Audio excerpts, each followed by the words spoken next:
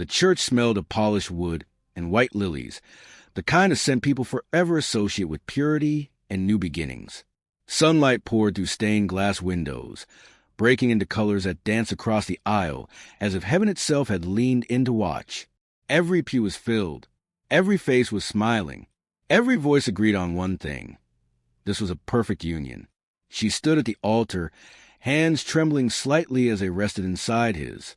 If anyone noticed, they assumed it was nerves, the sweet, harmless kind that comes with becoming a wife. She told herself the same thing. Her heart was racing because this mattered, because love was sacred, because she was standing across from a man everyone trusted. He looked calm, reverent, almost untouchable. When he spoke his vows, his voice carried the practiced warmth of a preacher who had married dozens of couples before this day. Each word landed smoothly, confidently, as though he had rehearsed them not just in front of a mirror, but in front of God. People nodded, some wiped tears. A few whispered amen under their breath. She watched his lips as he promised devotion, honesty, and protection. She believed him, not just because she loved him, but because so many others already had. He was known in the community as a man of discipline and faith, someone who counseled the broken and corrected the lost. If there was a safer man to give her life to, she had never met him. When it was her turn, her voice shook more noticeably. She laughed it off, earning soft chuckles from the guests. She spoke about partnership, about walking together through trials, about trust. The word trust echoed louder in her ears than the rest. She squeezed his hand when she said it, and he squeezed back, just once, a little too tightly. No one questioned it. The officiant pronounced them husband and wife, and the church erupted in applause. Cameras flashed. Someone cheered from the back. As he leaned in to kiss her, she felt the pressure of the moment more than the intimacy of the act. His lips were warm, controlled, brief. Applause grew louder, sealing the moment into memory for everyone watching. Everyone believed in them. At the reception, laughter filled the hall. Glasses clinked. Compliments flowed easily about how radiant she looked, how blessed he was, how strong their future would be. He smiled at the right times, shook hands, offered prayers before meals. He played his role flawlessly. Still, she noticed small things. The way he excused himself often, always with a reason that sounded responsible. The way his smile dimmed when the attention drifted away from him. The way he kept checking his phone, then turning it face down as soon as she glanced his way. She told herself she was overthinking. Weddings were overwhelming. Even holy men felt pressure. When the reception ended, guests hugged them tightly, offering final blessings as if sealing a sacred contract. Her mother whispered that she was proud. A church elder clasped his shoulder and thanked him for being an example to young men everywhere. He accepted the praise with a humble nod. On the drive away, silence settled between them. Not uncomfortable, exactly, but heavy. The kind of silence that presses against your chest and makes you aware of your own breathing. She tried to fill it with excitement, talking about the day, replaying funny moments, asking him if he was happy. He answered politely, briefly, always looking ahead. 3 hours earlier, she had said, "I do surrounded by faith, witnesses, and belief."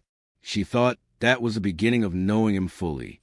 She didn't yet understand that the vows everyone believed were built on something hidden, something already waiting behind a closed door, growing heavier with every mile they drove.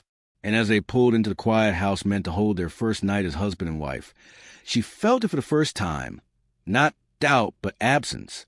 An emptiness where closeness should have been.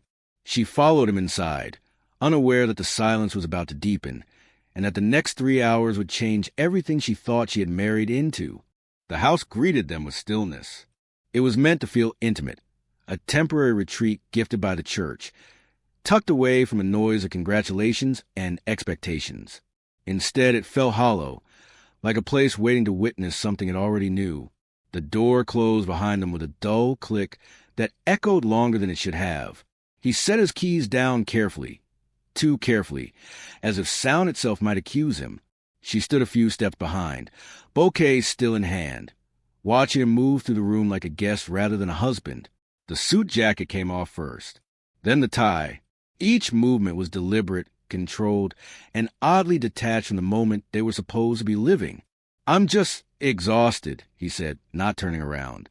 "The day took more out of me than I expected." She smiled, even though he couldn't see it. "Of course. It was a lot." She waited for him to come closer, to reach for her, to acknowledge the gravity of us now alone together. Instead, he glanced down the hallway. "I'm going to freshen up," he added.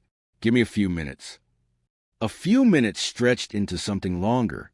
She wandered into the living room, setting her bouquet on the table, listening to the faint sounds of water running somewhere deep in the house. She told herself this was normal. People were different behind closed doors. Marriage didn't always begin with fireworks. Sometimes it began with quiet. Still, the quiet felt wrong. She checked her phone out of habit. Messages poured in. Photos from the wedding, heart emojis, congratulations from people she barely knew, but who felt invested in their happiness. "Blessed couple. God's timing is perfect. You're so lucky." She looked down the hallway again. The water had stopped, but he hadn't returned. An hour passed. Then another. She reheated food they barely touched. She sat. She stood. She paced. Every few minutes. She told herself not to overreact. He was a preacher. He carried stress differently. He needed solitude to decompress. That was what he had always said. When she finally walked down the hallway, the air felt cooler, heavier. One door at the end was closed, the guest bathroom. A thin strip of light glowed beneath it. She knocked softly. "Are you okay?" There was a pause. Not the quick, reassuring kind, but a pause that suggested calculation. "I'm fine," he replied. His voice sounded strained. "Lower. Just need some time." She leaned her forehead against the doorframe, unsure why her chest felt tight. "We can talk, you know." Another pause. Then, later, she stepped back, suddenly aware of how alone she felt in her own marriage. 3 hours earlier, he had stood before God and witnessed his promising closeness. Now, a door separated them. She returned to the living room, but the silence followed her, wrapping itself around every thought. The ticking clock felt loud. The house felt watchful. She began noticing details she had ignored before, the way the hallway light flickered, the faint scuff marks near the bathroom door, the muffled sounds that came and went when she stopped moving, fabric brushing against skin, a hurried breath, something being adjusted. Her stomach tightened. She told herself she was imagining things. Fear had a way of inventing explanations when love felt uncertain. She sat again but couldn't relax. Her mind replayed moments from earlier, his tight grip during the vows, the way he avoided her eyes in the car, the speed with which he retreated into isolation. By the third hour, concern overtook patience. She stood, heart pounding louder than her footsteps as she walked back down the hallway. This time, she didn't knock. She reached for the handle. It was locked. Her fingers lingered there, cold metal pressing into her palm. On the other side of the door, something shifted abruptly, movement too fast, too frantic to ignore. Her breath caught. Whatever waited behind that door wasn't rest. And as she raised her hand to knock again, harder this time, she felt the certainty settle in her bones. The silence wasn't emptiness. It was concealment. And in the next moment, she would see what had been hiding all along. Her knuckles hovered inches from the wood, frozen in midair. On the other side of the door, something moved again, quick, clumsy, followed by a sharp intake of breath. Not the sound of someone resting. Not the sound of someone preparing to rejoin his wife. It was the sound of someone startled. "Honey," she said louder now. "Open the door." Silence answered her. Then a faint rustle, like fabric being pulled where it shouldn't be. Her heart began to pound, not with anger yet, but with a creeping sense of dread she couldn't name. "I just want to talk," she added. "You're scaring me." A pause. Too long. The lock clicked. The door opened only partway at first, his body angled to block the view behind him. His face was pale, eyes wide and unfocused, like a man caught waking from a nightmare. A sheen of sweat clung to his forehead. He tried to smile. "You shouldn't," he began. She pushed past him before he could finish. The bathroom light was harsh, unforgiving. It illuminated everything at once. The counter cluttered with hastily shoved items, the towel draped crookedly over the tub, the way his hands trembled at his sides. And then she saw it. The diaper, white, thick, fastened tightly around his waist beneath the partially untucked shirt. Not hidden, not subtle, real. For a moment, her mind refused to process what her eyes were telling her. The world narrowed to a ringing in her ears, the hum of the light above, the shallow sound of her own breathing. "What is this?" she whispered. He stepped back instinctively, as if distance might undo the sight. His hands moved to cover himself, then dropped again useless. Shame flashed across his face, but it was quickly overtaken by something darker. Fear. "It's not what you think," he said too fast. She stared at him, searching for logic, medical explanations, anything that made sense. "Are you sick?" she asked. "Is something wrong with you? Why didn't you tell me?" He shook his head. Once. Slowly. "You weren't supposed to see this. Not like this. Not yet." The words echoed louder than anything else he'd said. Her stomach turned. "Not like this," she repeated. "Then how? When?" He swallowed hard, eyes darting toward the door as if expecting someone else to be standing there. "Please," he said, lowering his voice. Just let me explain." "Explain what?" Her voice rose despite her effort to control it. "We just got married 3 hours ago, and you're standing here wearing—" She couldn't finish the sentence. Saying it out loud felt unreal, obscene. "It's complicated," he insisted. "It doesn't change who I am." She laughed once, sharp and hollow. "Who you are is exactly what just changed." He stepped closer, reaching for her arm. She pulled away instinctively. The gesture seemed to break something in him. "You can't tell anyone," he said suddenly. The plea in his voice hardened into urgency. "No one. This would destroy everything." "Everything. Not us. Not me. Everything." She studied his face, seeing it differently now. The preacher's composure cracking under pressure, revealing something tightly controlled beneath. "Destroy what?" she asked quietly. "My calling," he replied. "My work. The church. You don't understand what's at stake." She looked again at the diaper, then back at him. "I don't understand you." He exhaled shakily and turned away, running a hand through his hair. "This isn't about you," he said. "It's something I've dealt with for a long time." "How long?" she asked. He hesitated. That hesitation spoke louder than any confession. "Before me," she pressed. Another pause. Longer this time. "Yes." The word fell heavy between them.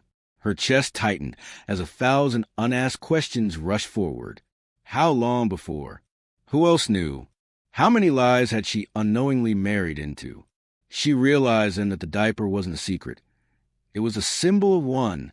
"I was going to tell you," he said quickly, "after things settled. After you were more ready."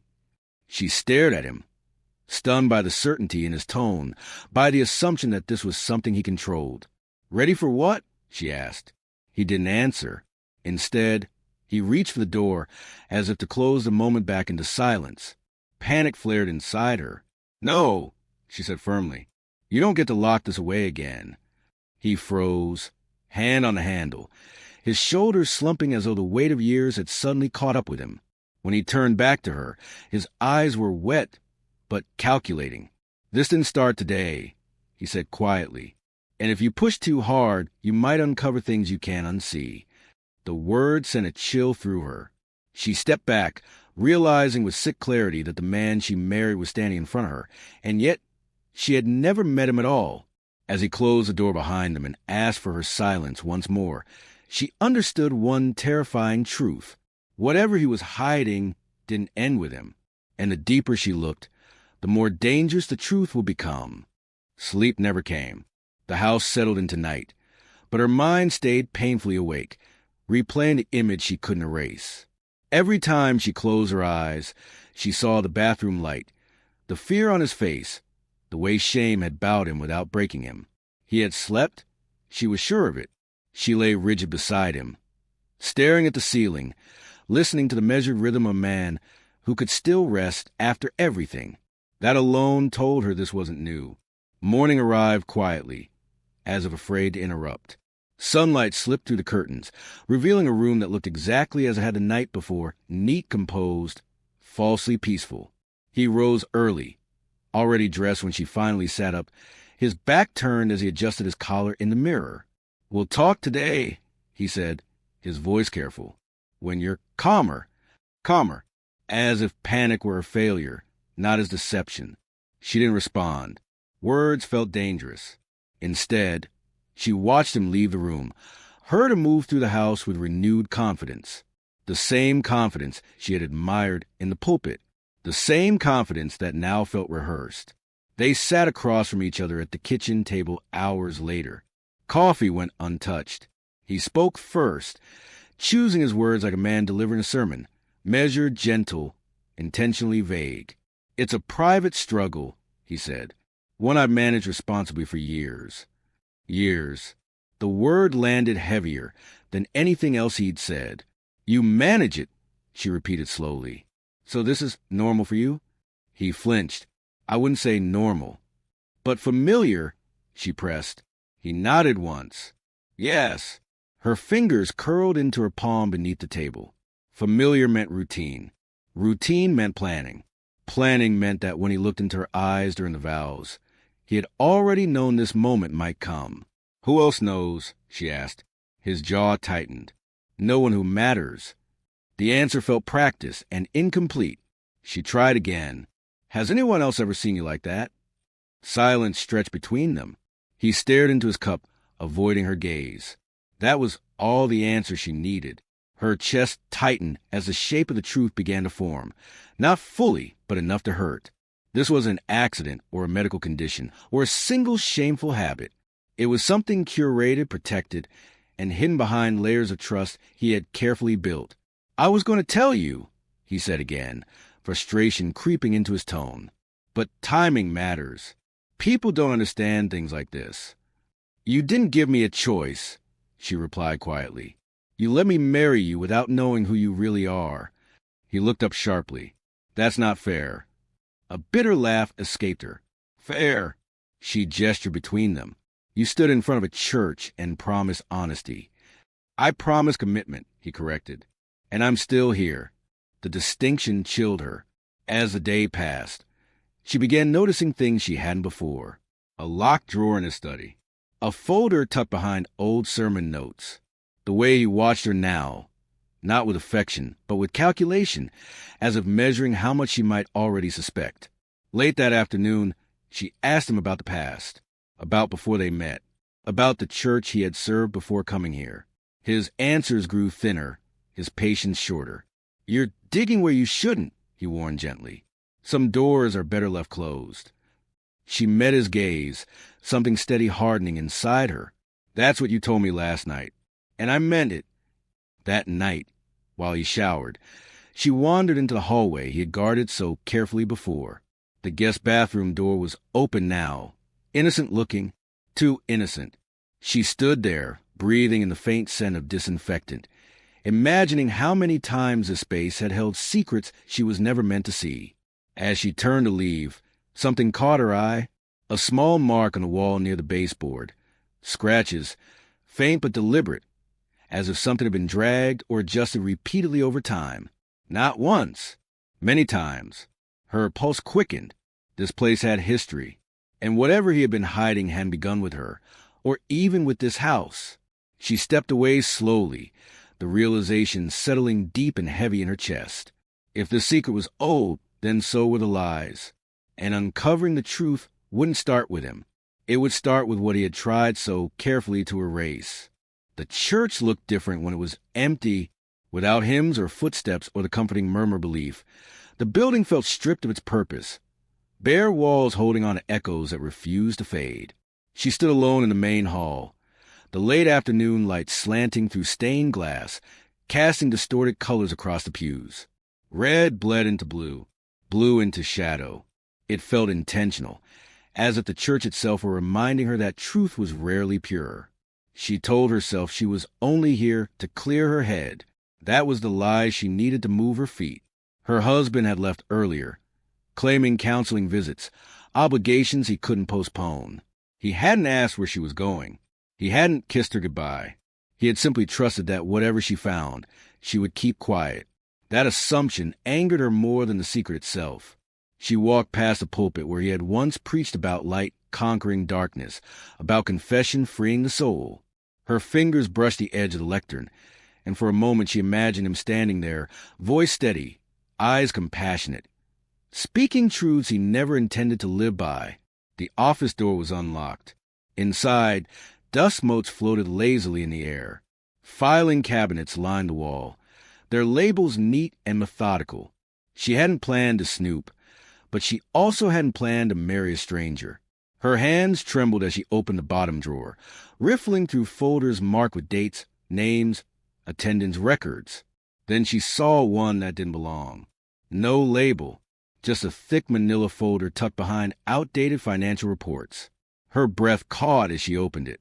Inside were handwritten notes, his handwriting, scripture verses circled and annotated, behavioral observations, names she didn't recognize, followed by phrases that made her skin crawl. Struggles with obedience, responds well to discipline, needs guidance. This wasn't counseling. This was control. Her heart pounded as she flipped through the pages, realizing the notes spanned years, different churches, different locations, a pattern that followed him wherever he went. At the bottom of one page, a name was underlined twice, a woman's name. She stared at it, committing it to memory. A sound behind her made her freeze. Looking for something? She spun around. An older woman stood in the doorway, keys dangling from her fingers. Her expression was cautious, not angry, curious, tired. "I'm sorry," she stammered. "I didn't mean to." "It's all right," the woman said softly. "You must be his wife." The word felt foreign. "Yes," she replied carefully. The woman nodded once, eyes flicking to the open folder before quickly looking away. "I'm the caretaker. Have been for a long time." She hesitated. "Longer than he's been here." Something in her tone invited honesty. "Did you know her?" she asked, holding up the page just enough to reveal the underlined name. The caretaker's lips pressed into a thin line. "I wonder when someone would ask." Her stomach dropped. "Ask what?" "About the basement," the woman said. They stood there in silence, the words settling heavily between them. "There used to be meetings down there," the caretaker continued. "Private ones." He said it was mentorship, spiritual guidance. She shook her head slowly. "But I heard crying once. More than once." Cold spread through her chest. Who was she? The caretaker met her eyes. A volunteer. Young. Devout. She stopped coming suddenly. He told us she'd moved. "Did she?" she asked. "No," the woman replied quietly. She disappeared. The caretaker turned and gestured toward the back hallway. "You want to see it?" Every instinct screamed no. She followed anyway. The basement stairs creaked underfoot, each step carrying them deeper into damp air and darkness. The light flickered as the caretaker pulled the chain, revealing a small room at the bottom. Bare walls, a single chair, faint marks along the floor. Scratches, just like the ones in the house. Her breath caught as the pattern snapped into place. "This is where he said people confronted their sins," the caretaker whispered. "Where they learned humility." The room felt too small, too intentional. She stepped back, nausea rising as the symbolism became clear. The rituals, the secrecy, the degradation disguised as devotion. This wasn't a private struggle. It was a system. As they climbed the stairs again, her hands shook, not with fear now, but resolve. She thanked the caretaker and left without another word, the weight of what she'd learned pressing heavily against her ribs. By the time she reached the parking lot, her phone buzzed. A message from her husband. "We need to talk tonight. There are things you don't understand." She stared at the screen. The image of the basement burned into her mind. He was right about one thing. There were things she didn't understand. But now she knew where to start. And whatever truth he was finally ready to share, she suspected it would sound nothing like a confession, and everything like another lie. Night fell heavy and uninvited. By the time she returned home, the house no longer felt like a refuge. It felt like an interrogation room disguised as domestic space. The lights were on in every room, too bright, as if he were trying to erase shadows before they could speak. He was waiting at the kitchen table, hands folded, posture composed. The sight of him like that, calm, prepared, made her stomach tighten. "You went to the church," he said, not asking. She didn't deny it. "You knew I would." He nodded slowly, as if this were a predictable outcome. "Then you saw things without context." "Then give me context," she replied, setting her bag down without sitting. "Start with the basement." He closed his eyes briefly, inhaling through his nose. When he opened them, they glistened, not with guilt, but with effort. "I never touched anyone," he said first. The words came too quickly, too cleanly. A line rehearsed for moments like this. "That's not what I asked," she said. He leaned back in his chair, shifting into a tone she recognized immediately. The one he used when parishioners came to him broken and desperate. Gentle, reasonable, authoritative. "People come to me because they're lost," he began. "Because they crave structure, discipline. Some people need to be brought low before they can be rebuilt." Her skin crawled. "You're describing control." "I'm describing guidance," he corrected. "You don't understand the responsibility of shepherding souls." She laughed softly, disbelief cracking through her composure. "You kept notes on them. You tracked their obedience." "Accountability," he said. "Obsession," she shot back. His jaw tightened. "You went through my files." "Because you lied to me." That word, lied, seemed to irritate him more than anything else. "I withheld," he said carefully. "There's a difference." She stepped closer to the table. "You stood at an altar and promised honesty." "And I meant emotional honesty," he snapped, the edge finally breaking through. He caught himself quickly, smoothing his tone. "I meant fidelity. Commitment. This," he gestured vaguely, "this is a burden I carry, not a betrayal." She studied him, seeing the cracks widen. "Then why the secrecy?" He hesitated, and in that hesitation, she saw it again, not shame, but fear of exposure. "Because people misunderstand," he said. "They sensationalize. They take something spiritual and make it perverse." "Is that what happened to her?" she asked quietly. The question landed hard. His eyes flickered. "Who?" "The volunteer," she pressed. "The one who disappeared." His silence stretched too long. "She chose to leave," he said finally. "Did she?" Her voice was steady now, colder. "Or did you tell her to?" His composure faltered just slightly. "You're crossing a line." "You drew it," she replied. "And I'm standing on the other side of it now." He stood abruptly, chair scraping against the floor. For a moment, she thought he might yell. Instead, he lowered his voice. "You have no idea how fragile my position is," he said. "One accusation, one rumor, and everything I built collapses." "Everything you built," she repeated. "Not what you destroyed." He stared at her, searching her face, not for forgiveness, but for compliance. "This is where loyalty matters," he said. "Where marriage matters." She felt a surge of clarity. "You don't want a wife," she said softly. "You want a witness who stays quiet." The truth seemed to sting. He turned away, rubbing his temples, voice dropping to something almost pleading. "I've spent my life fighting urges I didn't choose," he said. "You think I wanted this? You think I enjoy carrying the shame?" She watched him carefully.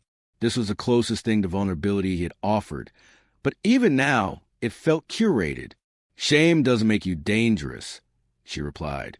"Power does." He looked up sharply. "I can fix this," he said. "If you trust me." Trust. The word felt poisonous. She shook her head slowly. "Confessions don't mean truth," she said. "They just mean you found a safer way to lie." The silence that followed was thick and final. As she turned and walked toward the bedroom, her phone vibrated in her pocket. A message from an unknown number lit up the screen. "He isn't telling you everything. I tried to warn someone once, too." Her breath caught.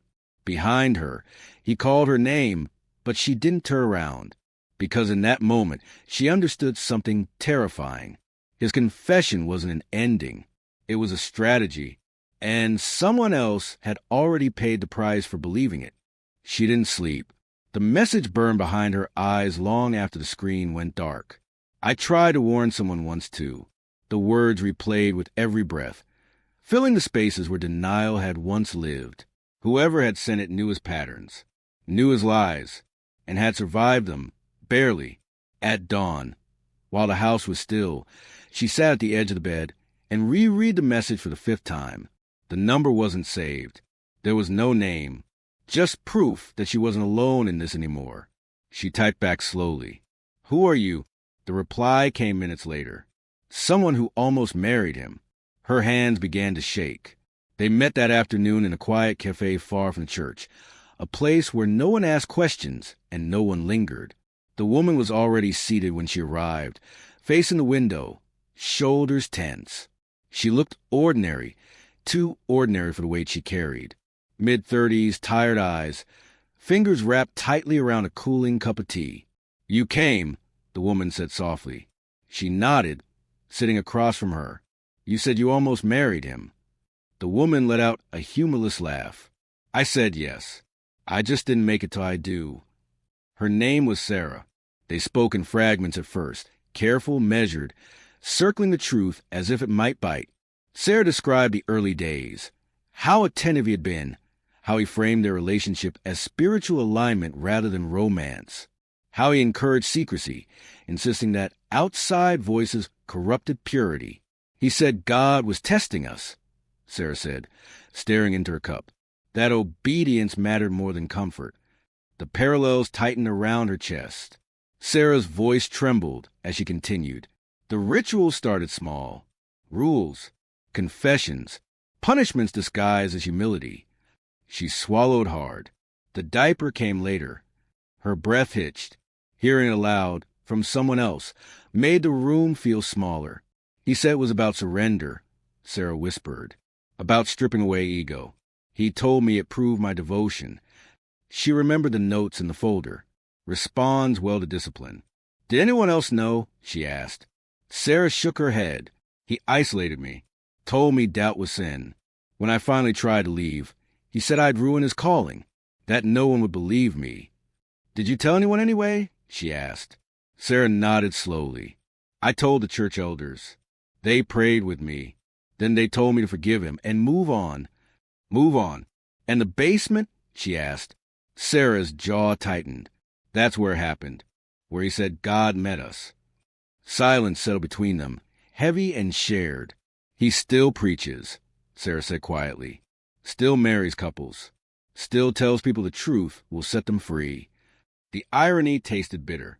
As they stood to leave, Sarah reached across the table and squeezed her hand. "He's careful," she warned. "He knows how to sound repentant. He'll cry if he has to." She nodded, resolve hardening inside her. He already has. That night, she returned home to find him waiting again, this time in the living room, Bible open on his lap. He looked up as she entered, eyes searching her face. "Where were you?" he asked. "Talking to someone who knows you," she replied evenly. Something flashed across his expression, recognition, then alarm. "Who?" he demanded. She stepped closer, watching the mask crack. "The woman you almost married." The room seemed to tilt. He stood abruptly. "She's unstable," he said. "She twisted everything." "Did she?" Her voice was steady. "Because her story matches mine. And the basement. And the notes." He opened his mouth, then closed it again. "You told me this didn't begin today," she said. "You just forgot to mention it didn't begin with me."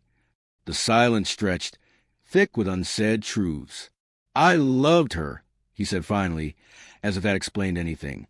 She shook her head. "You controlled her." His face hardened. "You don't understand what obedience requires." That was when she knew. This wasn't a man who had lost his way. This was a man who believed he was entitled to lead others wherever he pleased. As she turned away, her phone buzzed again, this time with notifications she hadn't expected. A forwarded email. Old. Marked confidential. Subject line. concern regarding ministerial conduct. Her heart pounded, because Sarah wasn't the only one, and the truth she was uncovering was bigger than betrayal. It was a pattern, one that demanded to be broken, and she was done being silent. The email felt heavier than it should have. She read it again, slower this time, as if the words might rearrange themselves into something less damning. Concern regarding ministerial conduct.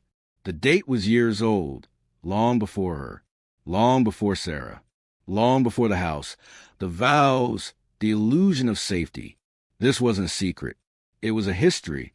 She sat alone in the bedroom, the door locked now for her own comfort, listening to him move through the house. Every step sounded measured, deliberate, as if he sensed the ground shifting beneath him. She imagined how many times he had stood exactly like this, waiting for someone else to doubt themselves before he offered reassurance, prayer, and control. The email detailed complaints that never became accusations. Words like inappropriate guidance, boundary confusion, spiritual pressure. Each concern ended the same way, resolved internally. No authorities, no records beyond a quiet paper trail buried in church correspondence. Faith, she realized, hadn't protected anyone. It had protected him. Her phone buzzed again. Another message, this time from a different number. I heard you might be asking questions. She stared at the screen, pulse quickening. Who is this? She typed back. A former congregant. I don't want my name used. They spoke briefly, carefully. The stories overlapped like shadows, private counseling, isolation framed as devotion, shame weaponized into silence. Each person believed they were alone. Each had been told their suffering was part of God's plan. When she set the phone down, her hands were trembling, not with fear but fury. Downstairs, he called her name, his voice gentle again, almost pleading. We need to pray, he said. Together. The audacity stole her breath. She walked into the living room slowly. He was seated, Bible open, head bowed as if already halfway into forgiveness. He looked up when she approached, relief flickering across his face. This is bigger than us, he said softly. The enemy uses doubt to divide. She stood across from him, feeling something settle inside her, solid, immovable. No, she said, you use faith to divide, to control, to silence. His expression hardened. You're letting bitterness cloud your judgment. She laughed quietly. That's what you told all of them, isn't it? He stood, closing the distance between them. You're my wife, he said firmly. You owe me loyalty. I owe the truth loyalty, she replied. For the first time, he looked genuinely unsettled. This ends if you let it, he said. If you stop digging. She thought of Sarah, of the caretaker, of the anonymous messages and the buried emails, of how many people had swallowed their pain, because speaking felt like a sacrilege. This is the lesson you never taught, she said quietly, more to herself than to him. Faith without accountability becomes a weapon, and silence isn't holiness, it's permission. He stared at her, eyes cold now. You think anyone will believe you? She met his gaze without flinching. Some already do. The room filled with a charged silence. He turned away first. That night, she didn't pack her bags, but she packed evidence. Screenshots, emails, notes from conversations she documented carefully. She stored copies in places he couldn't reach, sent backups to people she trusted, even if she didn't yet trust the outcome. As dawn approached, exhaustion settled into her bones, but beneath it, resolve burned steady. She understood now what justice would cost. Reputation, safety, the version of love she thought she had married into. But she also understood what silence would cost. As she lay awake, staring at the ceiling, her phone lit up one last time. A new message. If you're ready to speak, I can connect you to someone who listens. Her heart pounded, not with fear this time, but anticipation, because the truth was no longer hers alone. And once spoken aloud, it would never be contained by church walls again. She didn't respond to the message right away. Instead, she lay still in the dark, listening to the house breathe around her. The familiar creaks no longer sounded comforting. They sounded observant, as if the walls had learned how to keep secrets too. For years, prayer had been her instinct in moments like this. Fear came, doubt followed, and prayer filled the gap in between. Tonight, it didn't.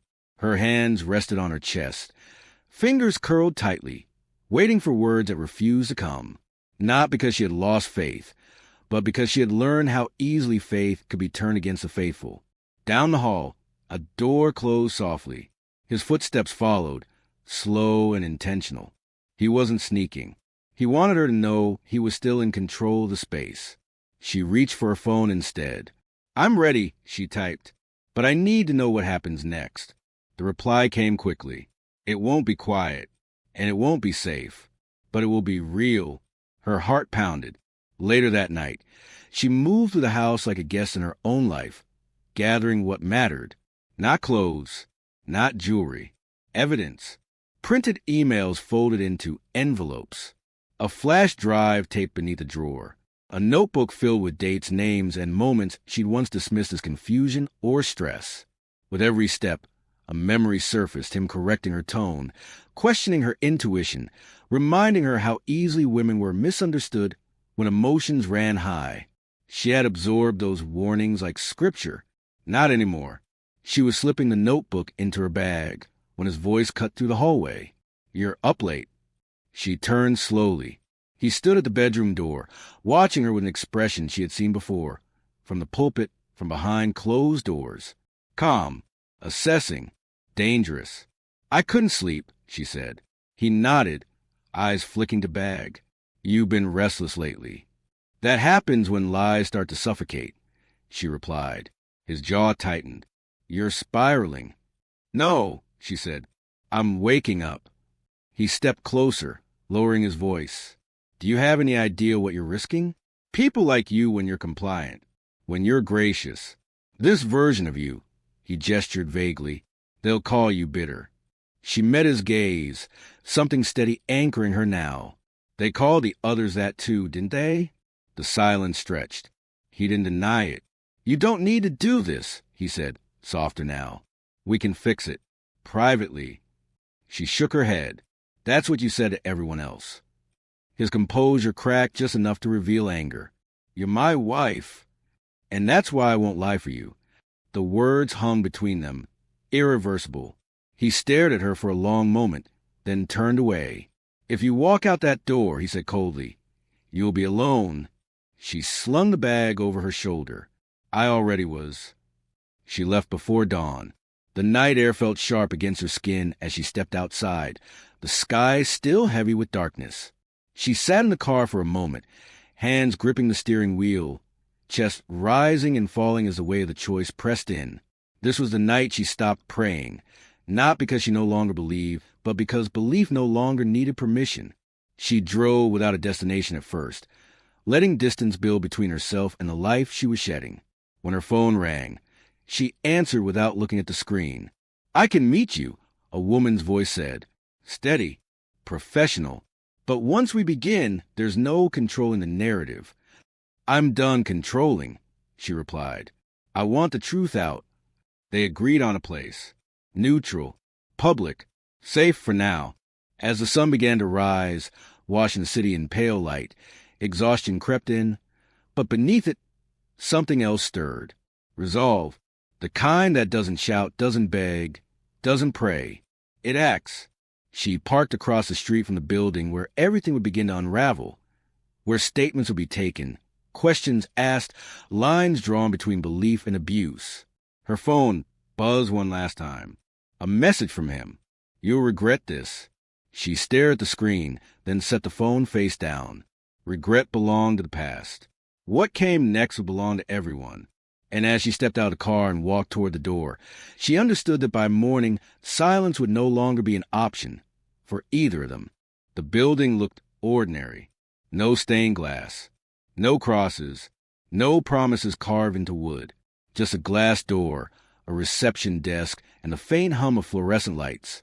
She hesitated only once before pushing the door open, the weight of what she carried pressing against her ribs. Not the bag, but the truth inside it. Inside, a woman met her with calm eyes and an unhurried voice. She introduced herself with a first name only, offered water, asked if she was safe right now. The question alone made her throat tighten. They sat across from each other in a small room that smelled faintly of coffee and paper. A recorder sat on the table between them, its red light off for now, waiting.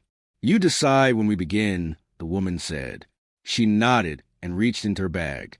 As she laid everything out, emails, notes, timelines, the story took shape in a way it never had before. Spoken aloud, the events felt sharper, more dangerous.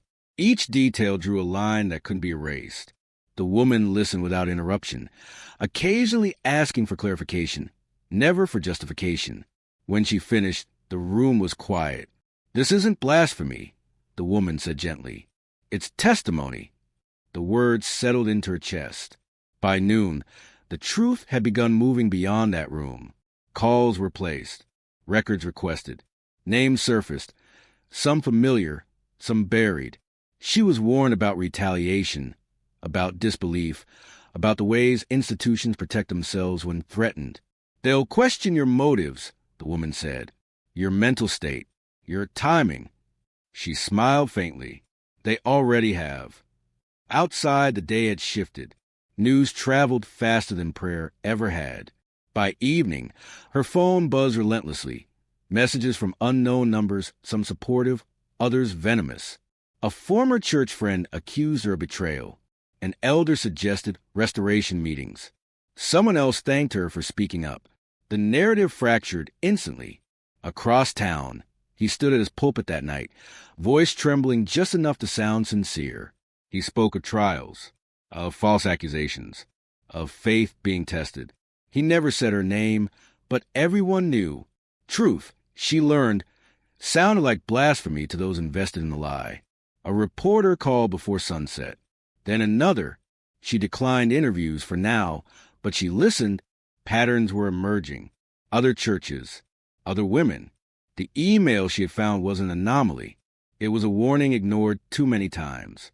Late that night, she sat alone in a borrowed apartment, the quiet buzzing with possibility and threat. Her phone lit up again, this time with a voicemail from him. His voice was calm, controlled, almost kind. "You don't have to keep going," he said. "You've made your point. Let's end this before more people get hurt." She deleted it without replying, because people were already hurt, and the truth was finally louder than his sermons. As midnight passed, she received confirmation that formal inquiries were underway. Nothing public yet, nothing final, just the slow machinery of accountability beginning to turn. She stared out the window at the city lights, thinking of how many nights she had spent praying for clarity, never realizing clarity would come at such a cost. Tomorrow, everything would change. Reputations would crumble. Faith would be questioned. And the man who had once controlled every narrative would no longer decide how the story ended. But justice, she knew, was never neat. And as she turned off the light, she understood that the hardest part wasn't speaking the truth. It was living with what came after. Because when morning arrived, the world would demand answers. And silence, once his greatest ally, would finally be called to account. Morning arrived without ceremony. No bells rang. No prayers opened the day. The city moved on as it always had, indifferent to endings that felt monumental only to those inside them. From the small apartment window, she watched people hurry past with coffee cups and phones pressed to their ears, unaware that something had finally broken free after years of silence. The news came in pieces. The church announced its temporary leave first, carefully worded, soaked in neutrality. An investigation followed, described as a measure of transparency rather than accountability. His name was removed from the website by afternoon. By evening, it was back again, this time without a title. Friends called hesitantly. Some apologized. Others asked questions they should have asked years ago. A few never reached out at all. Their silence no longer surprised her. She sat at the table, rereading a message from Sarah. "They contacted me. I told them everything." Relief washed through her, not triumphant, not celebratory, but quiet, the kind that comes when the burden finally shifts off one pair's shoulders. Later that day, she walked past the church for the first time since everything unraveled. The doors were closed, the steps empty. The building looked smaller somehow, stripped of its authority, without voices inside it to enforce belief. She didn't stop. She didn't look back. At night, when the world grew still, the questions crept in. Would justice be enough? Would consequences match the harm? Would anyone truly learn from this? Or would the cycle simply wait for another man, another pulpit, another silence? She didn't have those answers. What she had was distance and clarity, and the knowledge that truth, once spoken, changes the speaker forever. She thought of vows again, not the one spoken aloud, but the one she had made silently since. To trust herself, to listen when something felt wrong, to never confuse authority with morality again. This was the lesson no sermon had taught her.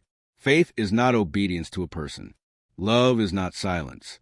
And truth does not need permission to exist. Somewhere, he was still speaking, defending himself, reframing, repenting just enough to survive. She no longer followed the details. His voice no longer guided her life. The amen had already been said, and after it came something quieter, stronger, and entirely her own. Not forgiveness, not forgetting, freedom. She turned off the light, letting the darkness settle without fear, knowing that the story, her story, no longer belonged to him, the church, or the lies that once defined her beginning. It belonged to the truth, and the cost of telling it had been high, but the cost of staying silent would have been higher. The end of one faith had given way to another, not in him, not in institutions, but in herself.